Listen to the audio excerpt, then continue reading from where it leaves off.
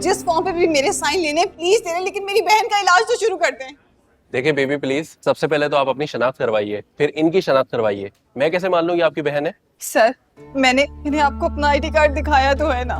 लेकिन ये ID card आपका है, ये शनाख्त आपकी है, इनकी नहीं है। आप इस आईडी कार्ड से कैसे साबित कर सकती हैं आपकी बहन है? आपको एक इंसान की जान से ज्यादा अपने सबूतों की पड़ी है, चाहे वो मर क्यों ना जाए। देखिए मुझे डिस्टर्ब ना कीजिए, मैं अपनी ड्यूटी कर रहा हूँ। और वैसे बाय द वे मुझे तो ये कोई आशिकी माशूकी वाला ही चक्कर लगता है। नहीं ऐसा कुछ नहीं है, ये हादसा मेरी वजह से हुआ है। क्या मतलब? आपकी वजह से? सर मतलब ये है कि वो जो कोई भी था उसका निशाना मैं थी, ये तो बेचारी बिला वजह मारी गई है। प्लीज प्लीज आप इसका इलाज शुरू करवा दें। लिया कैसी है मेरी बच्ची, क्या हुआ? हाय मेरी आयशा, अरे क्या हो गया इसको, मेरी बच्ची को? ये मेरी आयशा नहीं हो सकती। अरे इसकी हालत तो देखो जरा। प्लीज आप हिम्मत करें सर, ये इसकी अम्मी है, आप प्लीज इनसे साइन करवा दें और इसका इलाज शुरू कर दें प्लीज सर, उसे कुछ हो जाएगा। बीबी आप मुझे ये बताइए कि आपकी बेटी की ये किसी से कोई दुश्मनी वगैरह तो नहीं थी? मतलब किसी ने कोई धमकी शमकी तो नहीं दी? नहीं नहीं जी, हम बहुत शरीफ लोग हैं, हमारी किसी से कोई दुश्मनी नहीं। पता नहीं किसने ये सब मेरी बच्ची के साथ कर दिया। ये सर मैं आपको सारी सच्चाई बता तो चुकी हूँ। देखिए मेरी बात सुने, मैं उनसे सवाल कर रहा हूँ, मुझे उनसे जवाब चाहिए।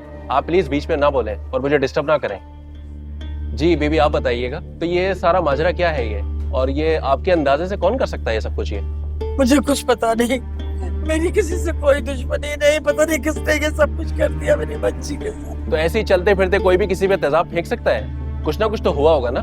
सर प्लीज खुदा के लिए आप अपनी इंक्वायरी बाद में कर लीजिएगा, पहले साइन करवा ले ताकि इसका इलाज तो शुरू हो सके। ठीक है, आप सबसे पहले इसके ऊपर अंगूठा लगाइए, और जैसे ही मरीज होश में आता है इसके बाद इनका भी बयान रिकॉर्ड होगा। जी ठीक है। नहीं लगा दिया, बस जल्दी से मेरी बच्ची को ले चले।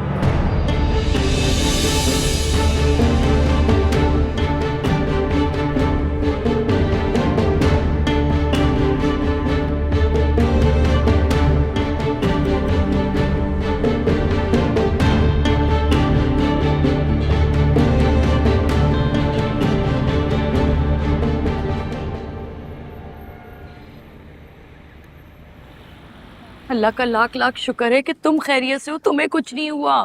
ये मलिया वो आदमी था कौन, और उसको तुमसे क्या दुश्मनी थी? महनाज, मलिया की किसी से क्या दुश्मनी हो सकती है बेटा? ये आयशा ही है जिसने हर जगह हर किसी से दुश्मनी ली हुई है। उसका ही कोई जानने वाला होगा जो उसको नुकसान पहुंचाना चाहता है। नहीं अम्मी, साफ साफ जाहिर हो रहा था कि वो जो कोई भी था वो मेरे पीछे आया था, मुझे मारने आया था, लेकिन मेरे गिरने की वजह से आयशा उसकी जद में आ गई। तुम उस गली से जा क्यों रही थी? वो तुम्हारा रास्ता भी नहीं है। क्यों? मैं स्कूल ही जा रही थी, रास्ते में मुझे आयशा मिली कि उसकी अम्मी की तबीयत बहुत ज्यादा खराब है और वो गिर गई हैं, तो उन्हें उठाने में मेरी मदद करो। मैं उसके साथ चली गई थी। नहीं, रजिया खाला बिल्कुल सही सलामत हमारे घर आई थी आयशा का पूछने के लिए। लेकिन रजिया तो ये भी कह रही थी कि आयशा उन्हें बताए बगैर कहीं निकल गई है। तो फिर आयशा ने मुझसे वो सब क्यों कहा? तुम सब की सब पागल हो। साफ साफ सीधे नजर आ रहा है कि ये जो कुछ किया है ना, उस चालाक आयशा ने किया है। किसी के साथ मिलकर तुम्हें नुकसान पहुंचाना चाहती थी। लेकिन खाला आयशा ऐसा क्यों करेगी? बेटा तुम बहुत बावली।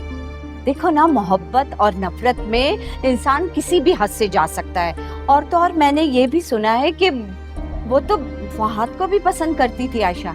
इसीलिए कहते हैं ना, किसी के लिए खड्डा मत खोदो। खुद ही गिर गई ना, तुम्हें जलाने आई थी ना, तो अब देखो ना, अल्लाह माफ करे, पलंग पे खुद ही कोयला बन के लेटी है। खाला प्लीज ऐसा मत बोले, वो बहुत तकलीफ में है इस वक्त। उसे ये अपने अमालों की सजा मिली है।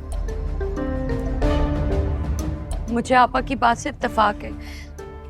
अल्लाह आयशा को सेहत दे, वो जल्द ठीक हो जाए। लेकिन ये बात सही कह रही हैं आपा के ये दोनों माँ बेटियों का ही प्लान होगा।